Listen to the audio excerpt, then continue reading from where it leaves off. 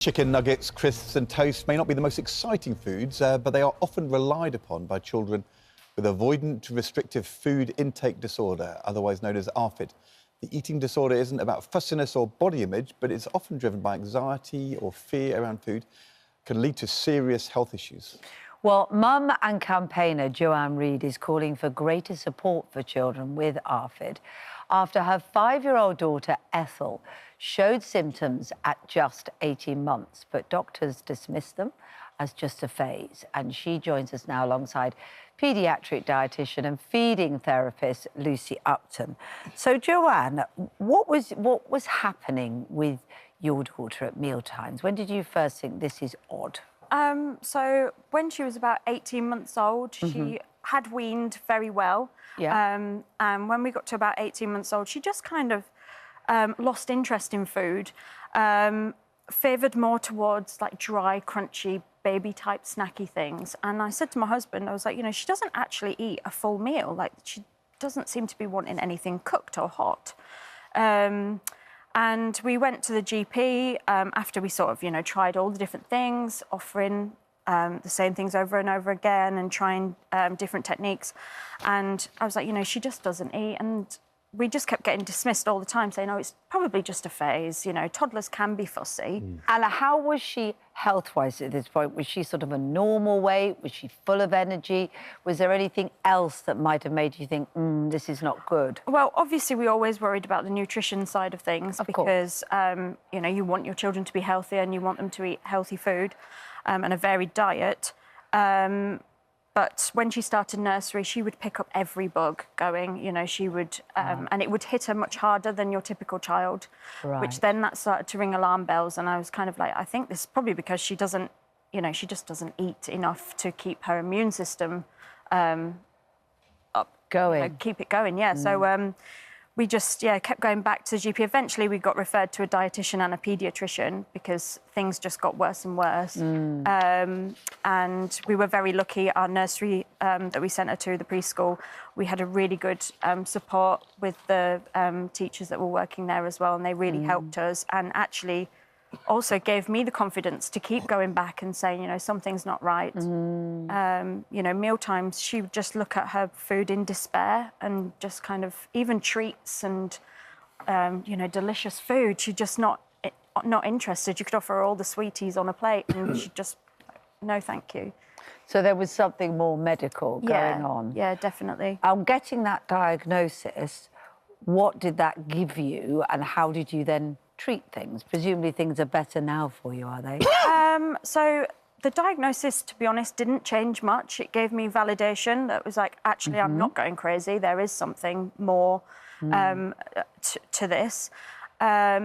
And we did see the CAMS team. Unfortunately, Ethel's obviously still quite young. CAMS, of course, is the Children and Mental Health and Adolescent Mental Health Service, and we had a couple of appointments with them, but they're, you know, they're limited in their resources because of lack of funding.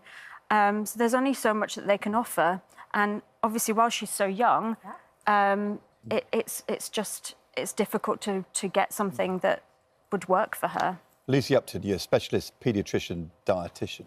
The NHS say that this ARFID it can affect anyone, but it's more common in children aged 4 to 14, more likely to be in boys, often with children with other issues, anxiety, ADHD, also more common in people with autism.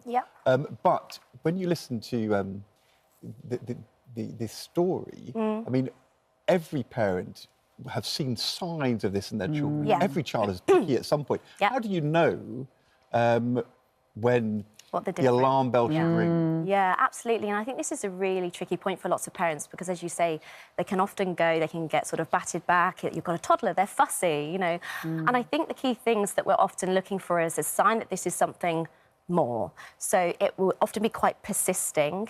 And, for example, children who are fussy might eat a smaller range of foods, but they eat foods from all the food groups. But actually, children with ARFID will often miss out whole food groups, and they may only eat from one food group, for example, like carbohydrates, or they may be more sensitive, you know, to the different sensory characteristics of food. So how food looks, how it smells, the temperature, like you mentioned, Joe. They may also, you know, really show, you know, I can't be around other people eating. Yeah. I need to leave the table. Okay. I have a big disgust response when you, mummy, are sitting there eating something else. Yeah. So what's that about? Because I can sort of, you know, various points, I've had lots of friends saying you're not being firm enough about your children in getting them to eat more foods.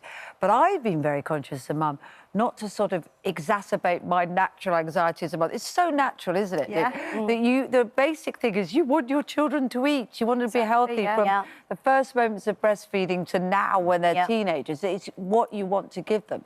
But you don't want to make such a big deal of it that actually it then becomes a control thing where they're resisting you by not eating what you choose. Yeah. And I think parents will see that a lot. And you don't want to exaggerate them finding it as a condition because that makes it worse. So help us through how to deal with that. So I think the first things first, it's really important for parents to understand that there is no blame. And I think that's a really important thing. Yeah. I think when you've got a diagnosis of ARFID, you're thinking that gut feeling, that parental, this is something more. It's easy to go back through the archives and think, what did I do wrong? Yeah.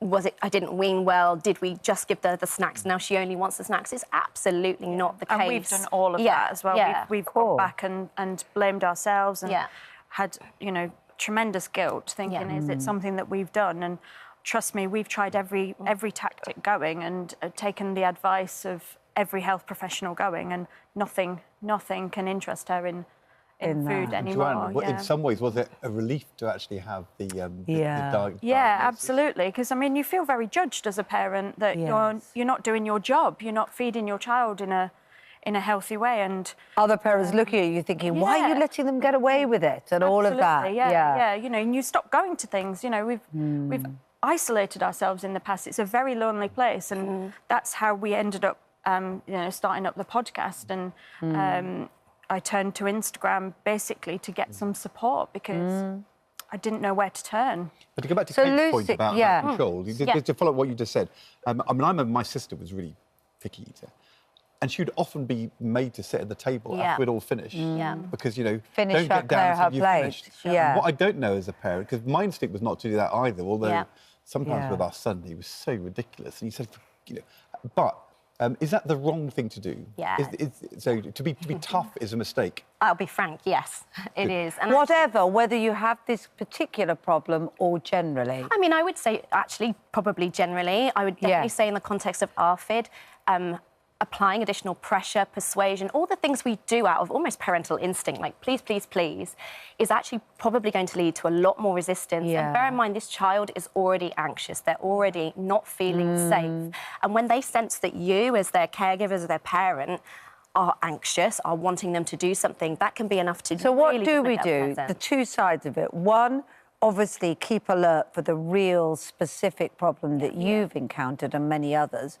And also general, you know, children. Give us two things that we can use. OK, so for, you know, general children, we would say it's really important to continue to provide opportunity for your child to learn and get familiar with different foods, and to some extent that exists in ARFID, but perhaps with differences.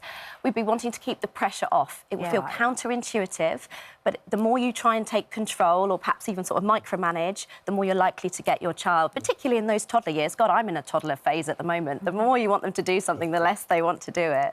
So providing opportunities for modelling as well. Children are very good at, over time, doing things that they see rather than what they're told. You know, eating together where you can. But there will be differences, you know, for ARFID. Some children will need to eat in separate rooms. They will need to have a safe and more sort of controlled environment in some respects so that they feel in a good place to eat. I'm sure for parents worrying about this, if they're watching this conversation, then first of all, to talk to your GP is the right thing to do. Information on the NHS website, but also Joanne's podcast, 3 Mums, 1 Mission.